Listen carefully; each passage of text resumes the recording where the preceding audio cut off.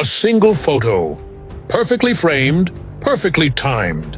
A lioness mid-leap through a cloud of dust, her eyes locked onto something far away. That image would later become world famous, a haunting, award-winning photo titled "Predator's Gaze." What no one knew at the time was that it would be the last image ever captured by wildlife photographer Nina Everly. Her last shutter click, her last breath. The image of a predator's gaze frozen in time, moments before it turned on her. The dusty plains of Kenya hold many secrets, but the one that swallowed Nina lives on in silence, shadow, and story. This is not just about a lion attack. It is about obsession, nature's untamed edge, and the tragic irony of chasing beauty into the jaws of death. Nina Everly wasn't born in the wild. She was born in Brooklyn, New York, in a third-floor apartment above a coffee shop. But from the moment she could speak, she talked about animals. Her mother often recalled her crawling toward TV screens showing nature documentaries. By age 6, she knew every big cat by scientific name. While other kids collected toys, Nina collected wildlife magazines. She started volunteering at the city zoo by 13. Her fascination wasn't just with animals, but with their unfiltered world, their violence, their beauty, their instinct.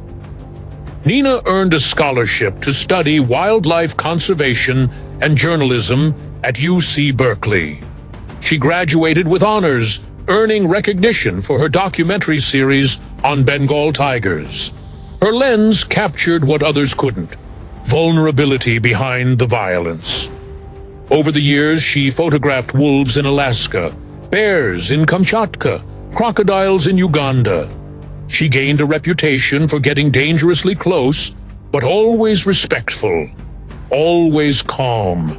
She said she trusted animals more than people, and she trusted herself completely. But something changed in 2021. She visited Kenya to document the famed Neighbor Pride, a group of lions known for their resilience and brutal social structure. One lioness stood out, scarred, mother of 2 cubs. She was blind in one eye, aggressive toward males, and seemed to recognize Nina. Over 4 trips, Nina grew obsessed with her. She named her Kifaru, Swahili for rhino, for her thick, hardened hide. Nina would spend hours, even days, following Kifaru from a distance. She noted behavioral patterns, vocal frequencies, maternal instincts. She began referring to Kifaru not as a subject, but as her. There were hints of worry from her team. "She's crossing a line," one guide whispered, but Nina dismissed them. She wrote in her journal, "If there's a boundary between nature and the observer, maybe it doesn't belong there. Maybe that's where truth lives, on the edge." It was the dry season in the Maasai Mara. Dust hung in the air like smoke. Grasslands turned golden and brittle. Prey became scarce. Tempers flared in the animal kingdom. The locals called it the whispering season, when even the wind carried warnings. Joseph Lamayan had been Nina's guide since her first trip. A proud Maasai tracker with deep reverence for the land, Joseph had guided filmmakers, scientists, and thrill seekers, but never someone like Nina. She was patient, precise, and brave. Too brave. 3 days before the incident, Joseph noticed Kifaru behaving unusually. She had led her cubs far from the pride, near a dead acacia grove. Her movements were erratic. Her tail swished constantly. Joseph saw her watching the truck long after it drove away. "Something is wrong," he told Nina. She smiled, brushing her lens. "Maybe she sees me." At night, Nina reviewed footage by the campfire, writing voice memos. Her breathing has changed. Shorter bursts. Her patience is gone. I think she knows the cubs are being stalked. Nina filmed herself whispering theories, eyes wide with excitement. On the morning of the attack, Nina left camp alone. She told Joseph she needed stills of Kifaru at sunrise. He offered to drive her. She refused. "She won't come close if you're with me." Joseph watched her walk away, DSLR in one hand, cam vest strapped across her chest, and a GoPro mounted on her shoulder. The rising sun silhouetted her form like a fading dream. 2 hours later, Joseph grew uneasy. He tried Nina's radio, static. He waited another 30 minutes. Nothing. He drove the Land Cruiser toward the grove. At first, he saw nothing. Then, a red bandana. He slammed the brakes. Nina's gear was scattered. A lens, a half-buried camera, a shoe. No sign of her, but drag marks cut through the soil. He followed the marks, heart pounding. Then he saw the body, not intact, mauled. Joseph fell to his knees. He saw the GoPro flashing red.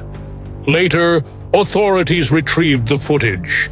Frame by frame, investigators saw Nina kneeling, Kifaru and her cubs in view. Then, Kifaru's growl. Nina lowers the camera, whispering, "Easy, girl." The lioness steps forward, another growl. Closer. Nina fumbles.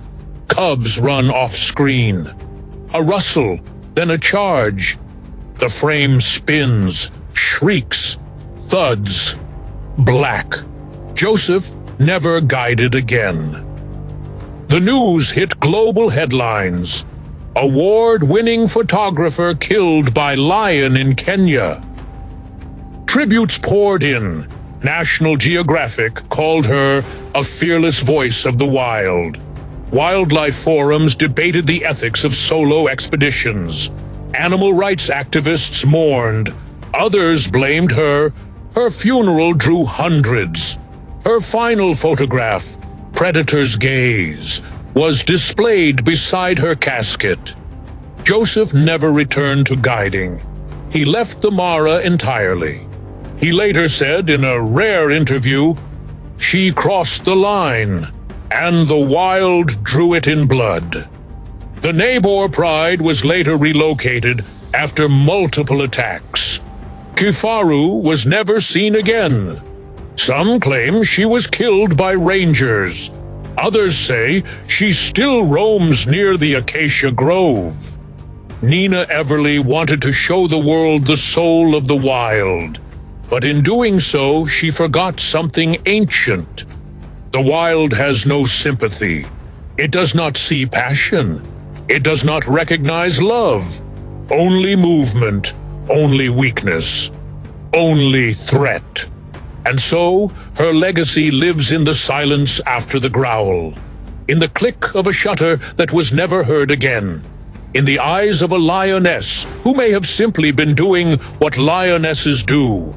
We watch animals from afar because the distance keeps us safe. When we close that distance, even with reverence, we are no longer observers. We are participants, and sometimes the wild doesn't let us walk away.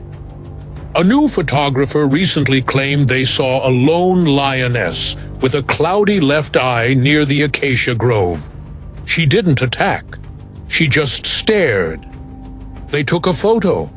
They called it Ghost of the Grasslands. But no one dares to confirm if it was Kifaru. And maybe that's for the best, because some stories should remain unfinished. Some truths belong to the wild, and some legends, like Nina Everly's, are written in silence, blood, and dust.